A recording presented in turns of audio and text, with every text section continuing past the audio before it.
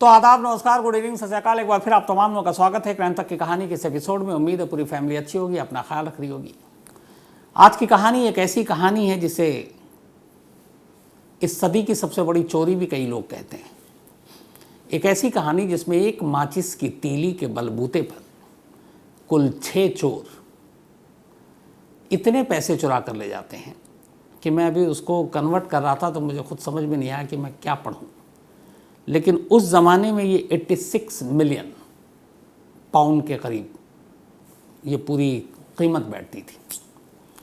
कितने पैसे होंगे इसका अंदाज़ा ये लगाइए कि जब चोरी हो गई उसके बाद चोरों का सुराग नहीं मिल रहा था।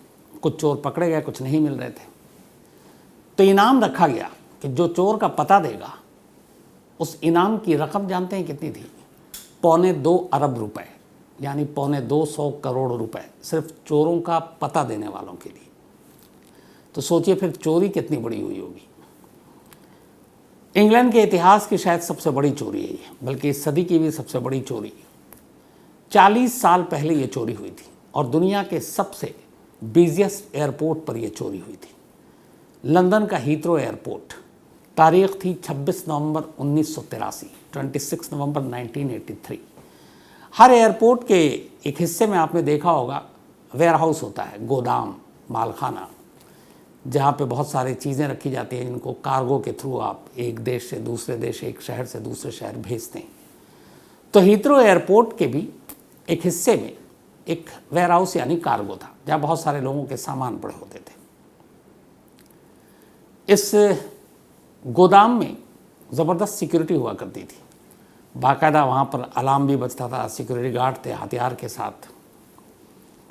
लेकिन इन्हीं में से एक गार्ड था जिसकी दोस्ती थी एक लड़की से, और उस लड़की का भाई चोरी की प्लानिंग कर रहा है। उस लड़के को मालूम था कि ये उस गोदाम में काम करता है जहाँ बहुत सारे पैसे होते हैं, और वो उसके साथ दोस्ती करता है। फिर धीरे धीरे उसको अपने साथ मिला लेता है कि मौका देखकर उस दिन एक गोदाम में घुसेंगे और वहाँ से चोरी करेंगे, कोई बड़ी रकम आ जाए उसी दिन। इत्तेफाक से उस गार्ड जो भेदिया था उसने अपने चोर साथियों को खबर दी कि इसमें एयरपोर्ट के गोदाम पे करीब 3 मिलियन पाउंड आया हुआ है। अब चोरों को जैसे ही पता चला, उन्होंने कहा कि इससे पहले कि ये अपनी जगह पे पहुंचा दिया जाए, इस 3 मिलियन पाउंड को चुराना है।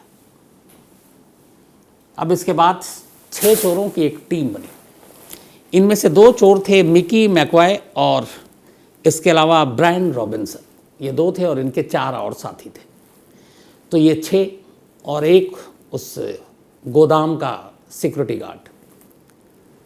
तो जैसी खबर मिली कि 3 मिलियन पाउंड रखा हुआ है इस गोदाम में, कहीं और भेजना है इसको, इन्होंने कहा कि चलो अब वक्त आ गया है। 26 नवंबर 1983 की तारीख तय की, क्योंकि इससे पहले कि वो पैसे वहाँ से हटा लिए जाए। सुबह ठीक 6:30 बजे ये 6 के 6 एयरपोर्ट के सिक्योरिटी स्टाफ की वर्दी में वहाँ पहुँचते हैं। पहुँचने के बाद अब एयरपोर्ट पे जहाँ पे आप फ़्लाइट पकड़ते हैं या आते या जाते हैं, उधर सिक्योरिटी अलग होती है और गोदाम की तरफ सिक्योरिटी कम होती है। और ये बात 1983 की है, तब वर्ल्ड में टेररिज्म और ये सारी चीज़ें इतनी नहीं थी, तो सिक्योरिटी पे भी बहुत ध्यान नहीं दिया जाता था। ये सारी 90s के बाद और 2000 के बाद ये सारी चीज़ें दुनिया में बदली हैं। जब टेररिज्म थ्रेट बना, एयरपोर्ट को उड़ाने की बात हुई प्लेन में, 9/11 आपने देखा ही, तो उस वक्त ऐसा नहीं था। और हीथ्रो दुनिया के बिजिएस्ट एयरपोर्ट में से एक है। तो ये 6 के 6 एयरपोर्ट के स्टाफ की वर्दी में पहुंचते हैं और बड़ी आसानी से उस गोदाम तक जा पहुंचते हैं। अब इनका टारगेट है 3 मिलियन पाउंड, जो खबर मिली है उस सिक्योरिटी गार्ड से जिसको इन्होंने अपने साथ मिला लिया था। वहाँ पहुँचने के बाद बड़ी आसानी से ये लोग उस गोदाम के पास जाते हैं। गोदाम में जाने के बाद जो स्टाफ इनके सामने मिला था उसका नाम था एंथनी ब्लैक, जो सिक्योरिटी गार्ड था। उसके बाद उससे कहते हैं कि वो चाबी दे अंदर जाने के लिए। उसके पास की थी, वो चूँकि पहले से मिला हुआ था, तो उसने चाबी दे दी। लेकिन चाबी लेने के बाद अब अंदर में भी सिक्योरिटी गार्ड था और वहाँ पे अलार्मिंग सिस्टम भी थे कि अलार्म बज जाएगा, कोई अननोन आएगा। तो जैसे ही ये लोग चाबी लेकर अंदर दाखिल हुए, 6 लुटेरे, ब्लैक बाहर रह गया क्योंकि वो ड्यूटी पर था। अंदर उनको बहुत सारे गार्ड दिखाई दिए। इन्होंने पहले से ही वहाँ पे अपने साथ जो सामान लेकर आए थे उसमें कुछ पेट्रोल लेकर भी आए थे। जैसे ही गार्ड आगे बढ़ा, कुछ पूछताछ हुई, तब तक इन्होंने हथियार भी थे, बंदूक के निशाने पर उन लोगों को ले लिया। फिर इनमें से इनके एक दो साथी ने उस पेट्रोल के केन से पेट्रोल निकाला और सभी गार्ड के ऊपर डाल दिया, बंदूक के निशाने पर रखकर डाल दिया। अब उसके बाद उनमें से एक माचिस निकालता है और तीली हाथ में, और वो कहता है कि अगर तुम में से ज़रा से भी किसी ने शोर मचाया, अलार्म बजाया या फिर हमारी बात नहीं मानी तो ये माचिस जला दूंगा और तुम सब मारे जाओगे, क्योंकि पेट्रोल से वो नहा चुके थे। सारे गार्ड घबरा गए, सारे खामोश हो गए, एक तरफ हो गए। इसके बाद ये लोग अंदर घुसते हैं। फिर एक जो उनके पास गार्ड, जिसके पास मेन तिजोरी, उस गोदाम के अंदर भी बाकायदा तिजोरियाँ हुआ करती थी, तो उसके चाबी मांगता है और कोड मांगता है। वो कोड दे देता है। इसके बाद ये लोग खोलते हैं। जब उस दरवाजे को खोलते हैं तो 6 के 6 लुटेरों की आंखें फटी रह जाती हैं। वो आए थे 3 मिलियन पाउंड चुराने, लेकिन सामने उनके उस अलमारी को जब खोला गया, उस तिजोरी को, तो सोने की ईंटें रखी हुई थी। करीब 74 केस में 6800 सोने की ईंट, मतलब 6800 सोने की ईंटें, जिसका कुल वेट था 3000 kg, 3000 किलोग्राम सोना रखा हुआ था। अनकट डायमंड रखे हुए थे जिसकी कीमत करोड़ों रुपए थी। पाउंड्स रखे हुए थे कैश, जो करोड़ों रुपए की थी। अब इन सब की आंखें चौंधिया गई, क्योंकि खबर के हिसाब से 3 मिलियन पाउंड चुराने आए और यहाँ अरबों खरबों का खजाना सामने। अब दिक्कत ये कि ये आए तो तैयारी के साथ थे कि 3 मिलियन लेकर जाना है, लेकिन अब सोना देखकर लालच कि अब वो छोड़ो, 3 मिलियन के पीछे कौन पड़ेगा, यहाँ तो पूरा सोने का खान है, करीब 3000 किलोग्राम वजन का। तब इन्होंने कहा कि अब इस सोने को उठाओ, यहाँ से अनकट डायमंड को उठाओ और सारे कैश उठाओ, लेकिन कैसे ले जाएंगे? टोटल 6 ये। उस गोदाम के बाहर हमेशा चूँकि सामान आता है, लोड करके अनलोडिंग की जाती है, तो ट्रक भी खड़ा होता है, और इन्होंने ट्रक देख रखा था।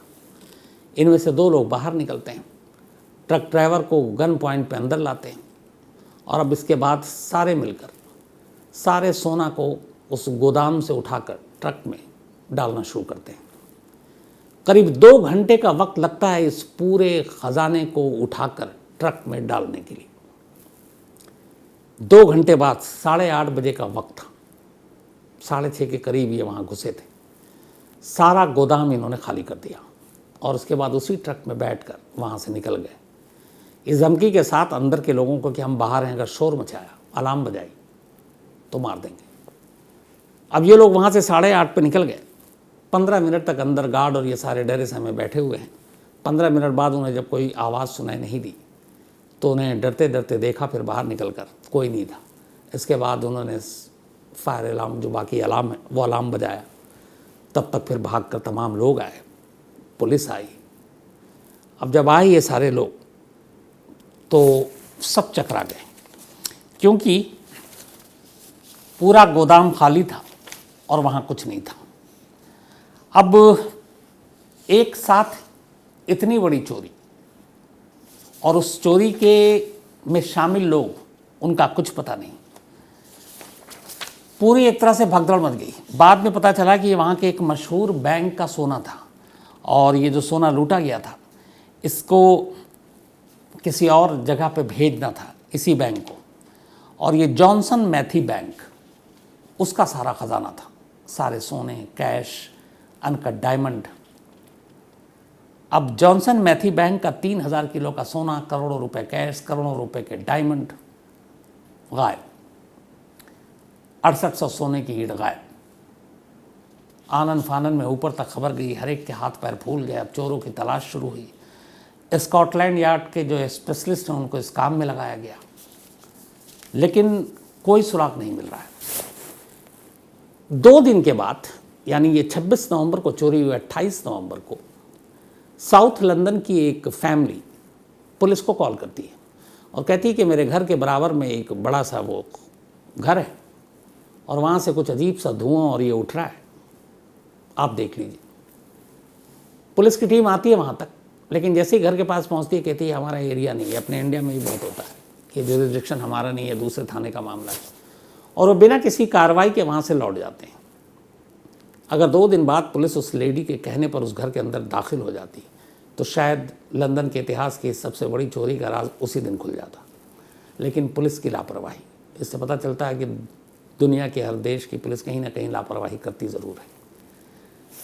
अब वहाँ हो ये रहा था कि आपने 6800 किलो सोना तो चुरा लिया, 3000 किलोग्राम मतलब वेट जिसका, बट इन तमाम सोने की ईंट पर इस जॉनसन मैथी बैंक की मुहर लगी थी। अब आप उसको बेचोगे कैसे, क्योंकि अब इधर खबर भी फैल गई, मीडिया में भी आ गई इतनी बड़ी चोरी। अब जॉनसन मैथी बैंक के मुहर वाली सोने की ईंट कौन खरीदेगा, फिर वो भी उस जुर्म में शरीक होगा बराबर का। तो अब इन 3000 किलो सोना को ठिकाने कैसे लगाया जाए, बेचा कैसे जाए, क्योंकि इन 6 चोरों को प्लान पहले से तो था नहीं, ये तो उनको तुक्के में मिल गया वहाँ। वो तो गए थे 3 मिलियन पाउंड के लिए। तब इसके बाद इन्होंने फिर दिमाग लगाना शुरू किया। इन्होंने कहा अकेले तो होगा नहीं, कुछ बड़े अंडरवर्ल्ड के लोगों को शामिल किया, कुछ बड़े लोगों को शामिल किया, और इसके बाद सोनार को पकड़ा गया और तय ये हुआ कि इस सारे सोने को पिघला दिया जाए। अगर इस सोने को पिघला कर फिर इसे नया आकार, नया शेप दिया जाए, तभी ये मार्केट में बिक सकता है। जिस लेडी ने इस चोरी के 2 दिन बाद पुलिस को खबर दी थी, दरअसल उसी जगह पर 3000 किलो का सोना पिघलाने का काम चल रहा था और उसी के धुआं और बाकी चीज़ें वो उठ रही थी, लेकिन पुलिस अंदर गई नहीं। अब 3000 किलो का सोना पिघला दिया गया। इधर अब इतनी बड़ी रकम चोरी, चोरों का पता नहीं चल रहा है, पुलिस के ऊपर उंगलियां उठ रही हैं। स्कॉटलैंड यार्ड ने जब इस केस को लिया तो उनका पहला ये था कि कोई ना कोई इनसाइडर है इसमें जिसने इन्फॉर्मेशन दी है कि यहाँ पे क्या क्या है।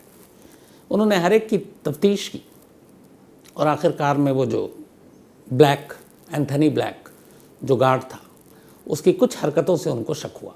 उन्होंने एंथनी ब्लैक को उठाया, उससे पूछताछ की। जब उससे पूछताछ की तो उसके बाद एंथनी ब्लैक ने आखिरकार मुंह खोल दिया और उसने 2 नाम लिए, और वो जो दोनों नाम थे उसके वही जो इसके मेन, ब्रायन रॉबिन्सन और मिकी मैकाओ, इन दोनों का नाम लिया। इधर इन दोनों ने ये किया था कि लंदन के बाहर और इधर उधर बड़े बड़े महंगे बंगले खरीद लिए थे, वो भी कैश देकर। तो शक भी हुआ कि ये लोग अचानक इतने पैसे वाले कहाँ। उन दोनों को फिर उठाया गया। अब उनके 4 साथी और, पर ये नाम बताने को तैयार नहीं। सोना जिस जगह पर उस लेडी ने कहा था जब पहली कंप्लेंट की थी, वहाँ पे गए तो वहाँ से इनको कुछ सोने के हिस्से, कुछ ईंटें मिली। इतना सारा था कि वो पिघला नहीं पाए, तो वो कुछ बरामद हुआ, कुछ कैश मिले, लेकिन खरबों रुपए जो चोरी गए उसका एक बड़ा हिस्सा इन लोगों ने फिर भी नहीं बताया। केस चला, इनमें से एक को 25 साल, एक को 15 साल, और एंथोनी ब्लैक को जो है वो 6 साल की सज़ा हुई। 2020 तक, बल्कि सॉरी 2000 तक ये सभी अपनी अपनी सज़ा काट के लौट भी आए। लेकिन इस केस की तफ्तीश चलती रही और इस केस से जुड़े हुए कहते हैं कि करीब करीब 20 लोगों की अलग अलग वक्त में मौत हुई जिन पर शक था, उनका कत्ल किया गया। बट ये सारा कुछ होते हुए भी वो सोना कहाँ गया, वो अनकट डायमंड कहाँ गए, वो इतने पैसे कहाँ गए, ये कभी पता नहीं चल पाया। कहते हैं कि 83 के बाद लंदन में एक ही आम हो गई थी बात कि वहाँ पे जो भी सोने का जेवर पहने हुए, चाहे वो सोने का चेन हो, अंगूठी हो, कड़ा हो, या लेडीज़ फीमेल पहने भी हों जेवर, तो ये मान के चला जाता था कि ये उसी बैंक का सोना है लूटा हुआ, और उसको पिघला दिया गया और उसको नई शक्ल दी गई है। तो कहते हैं कि लंदन में 83 के बाद अगले कुछ सालों तक जो भी लोग सोना पहनते हुए मिलते, ये बात होती थी कि यार ये वही वाला सोना है जिसको चुराया गया है। और कहते ये भी हैं कि चूँकि उन 3000 किलो सोना को पिघला दिया गया, इसलिए वो सोना कभी मिला ही नहीं, न उसको किसी ने बेचते हुए इस तरीके से पकड़ा। और इसमें कुछ अंडरवर्ल्ड के लोगों ने काम किया, कुछ और लोगों ने काम किया। इंग्लैंड के बाहर भी ये सोना गया, लेकिन चूंकि अब उस बैंक की मुहर और सारी चीज़ें ख़त्म हो गई थी, वो पिघला दिया जा चुका था, तो पकड़ में नहीं आया। तो चोर पकड़े भी गए, लेकिन बाकी के 4 जो थे उनका कभी कोई सुराग नहीं मिला। जो 2 पकड़े गए उन्होंने कभी उसके बारे में बताया नहीं कि वो कौन है। तो 4 को कभी सज़ा नहीं मिली, 3 को सज़ा मिली, वो भी छूट कर आ गए बाहर। लेकिन एक बड़ा हिस्सा आज तक इस चोरी का नहीं मिला, बल्कि उल्टा ये हुआ कि जब सज़ा हो रही है, मिल नहीं रहा है, तब ऐलान किया गया कि जो भी चोर का पता देगा और चोरी गया वह माल वापस दिलाएगा, उसे उस दौर में इंडियन करेंसी के हिसाब से 2.25 अरब रुपए का इनाम दिया जाएगा। लेकिन इतनी बड़ी रकम दांव पर लगाने के बावजूद किसी ने उस चोरी और चोरों का पूरा हुलिया या फिर सारी जानकारी नहीं दी। 1 साल के बाद ये जो बैंक था, ये बैंक कंगाल हो गया। इसके ऊपर और भी फिर बहुत सारी चीज़ें थी, कुछ और वजह से डूबा। लेकिन जिस बैंक का ये सोना और पैसे थे, वो बैंक 1 साल के अंदर अंदर कंगाल हो गया। लेकिन सबसे बड़ा नुकसान हुआ इस चोरी का, उस बैंक को तो हुआ ही, लेकिन उस बैंक को इतना इस चोरी की वजह से नहीं हुआ। उसकी वजह ये थी कि उन्होंने ये सारा इंश्योरेंस करवा रखा था, इसका इंश्योर्ड था। हर ऐसी चीज़ें को एक जगह से दूसरी जगह ट्रांसपोर्टेशन, पैसा, ये जो जाता है, ये सब इंश्योर्ड होता है। बड़ी बड़ी इंश्योरेंस कंपनी इसको इंश्योर्ड करती हैं। तो उस बैंक ने भी इस सारे सोने को और इसका इंश्योरेंस करा रखा था। और ये लॉयड ऑफ लंदन एक इंश्योरेंस कंपनी है, वहाँ करवाया था इन्होंने। इस इंश्योरेंस कंपनी ने, चूँकि जहाँ से ये गोदाम से सब कुछ चोरी हुआ था, उसके बाद जब ये पता चला कि हाँ पुलिस रिकॉर्ड में भी एक आ गया कि ये चोरी हुई है, उसकी कीमत सोने के ईंटों की इतनी थी, छोटी मोटी रकम नहीं थी। लेकिन कहते हैं इंश्योरेंस कंपनी ने अरबों रुपए का भुगतान उस बैंक को किया जिस बैंक का ये माल था। लेकिन फिर बैंक अपनी कई चीज़ों की वजह से भी डूबी। तो इंश्योरेंस कंपनी को अरबों रुपए का नुकसान हुआ, मतलब एक तो डबल चूना लगा। लेकिन आज भी 40 साल हो गए, इन 40 साल में आज तक किसी को नहीं मालूम कि वो 3000 किलो सोना, वो करोड़ों रुपए के डायमंड और वो कैश किनके पास हैं, कहाँ गए, उन सोनों को गलाकर सोने को किस तरीके से इस्तेमाल किया गया। बल्कि जैसा मैंने कहा कि एक वक्त था कि 83 के बाद लगभग पूरे लंदन और यूके में ज़्यादातर लोग उसी चोरी के सोने का जेवर पहन रहे थे, ये कहा जाता है। लेकिन पकड़ में कोई नहीं आया। बहुत सारे लोग इसे मतलब इस सदी की सबसे बड़ी चोरी भी मानते हैं। तो 40 साल हो गए, लेकिन चोरी का माल आज तक कहते हैं कि करीब 90% बरामद ही नहीं हो पाया। और जिस चोरों के पकड़ने के लिए 2.25 अरब का आप अगर ऐलान ही कर रहे थे, इतना तो सोच कर ही दिमाग घूम जाता है कि वह एक्चुअल में उसकी कीमत क्या होगी। तो ये थी कहानी इस सदी की सबसे बड़ी चोरी की, जैसा दावा किया जाता। अब कहानी ख़त्म करूँ उससे पहले वही अपना सिलसिला।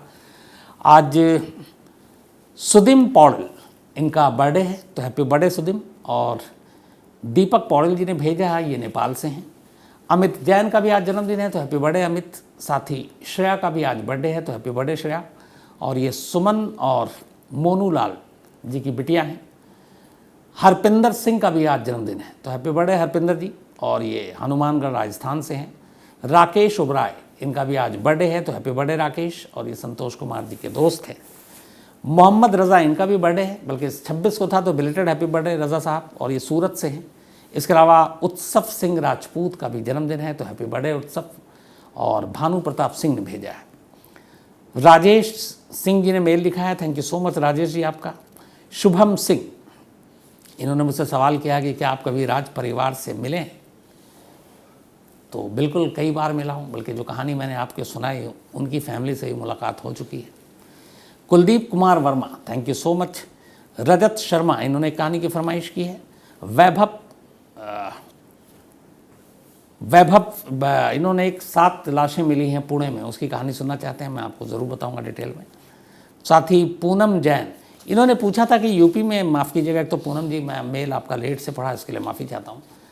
यूपी में विधवा पेंशन कितना मिलता है, इनका ये सवाल था। तो पहले अभी लास्ट ईयर, मतलब 1 साल पहले तक 500 रुपये महीना था, लेकिन अब राज्य सरकार ने बढ़ा दिया और अभी 1000 रुपये, 1000 रुपीज़ पर मंथ विधवा पेंशन है यूपी में। साथ ही Vasundhara, thank you so much Vasundhara. ये एक आर्ट एंड क्राफ्ट टीचर हैं हरियाणा में, और इन्होंने कहा कि बच्चे बड़े तो आर्ट एंड क्राफ्ट में हर बच्चा इंटरेस्ट लेता नहीं है, तो उनका ध्यान अपनी तरफ खींचना मुश्किल होता है। तो अब इन्होंने कहानियाँ सुना कर बच्चों को डिसिप्लिन और वो कर दिया। तो अच्छा तरीका आपका, बहुत ही इम्प्रेस हुआ मैं। और आप खूब नाम करें, खूब अच्छे से नई जनरेशन को तैयार करें, यही मेरी दुआ है। तो thank you so much Vasundhara इस मेल के लिए। इसके अलावा डरविन किशोर, थैंक यू सो मच आपका भी।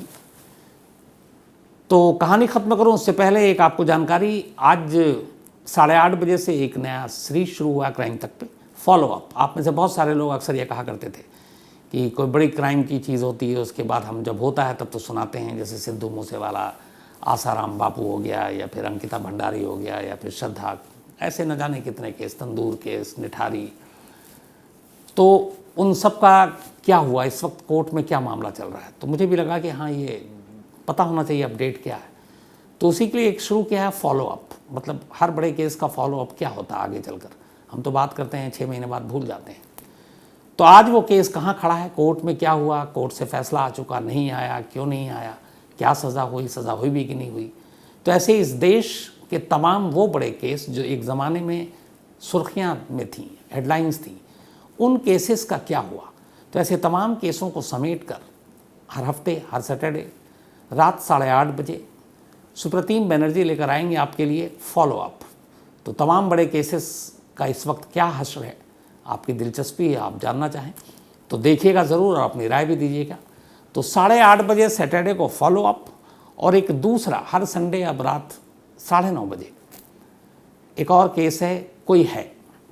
बहुत सारे ऐसे हॉन्टेड प्लेस हैं, बहुत सारी ऐसी जगह हैं जिनको लेकर तमाम बातें होती हैं कि वहाँ भूत प्रेत है, या फिर कुछ जादू टोना है, या क्या है। बहुत सारी कहानियाँ तो मैंने आपको सुनाई भी हैं, लेकिन उसकी असलियत क्या है, सच्चाई क्या है, कब से उसका इतिहास क्या है, क्यों ये चीज़ें सामने आती हैं, कहाँ से ये कहानी शुरू हुई। तो ऐसे तमाम हॉन्टेड प्लेसेस जो देश में हैं, ऐसे तमाम वो जगह जिसके बारे में लोग तरह तरह की बातें करते हैं, उनकी सच्चाई क्या है, उन सच्चाइयों को टटोलते हुए हर संडे रात 9:30 बजे एक नया सीरीज़ कोई है, ये मनीषा झा आपको हर संडे सुनाएंगी। तो सैटरडे 8:30 बजे फॉलो अप सुप्रतिम बनर्जी से, और संडे रात 9:30 बजे कोई है, तमाम हॉन्टेड प्लेसेस की सच्चाई की कहानियाँ मनीषा झा के ज़रिए। तो ये दोनों आप देखिएगा शो, और देखकर अपनी राय भी ज़रूर दीजिएगा। तो आज कहानी में इतना ही। अब आपसे मुलाकात होगी मंडे को किसी नई कहानी के साथ। तब तक अपना ख्याल रखिएगा। Thank you very much.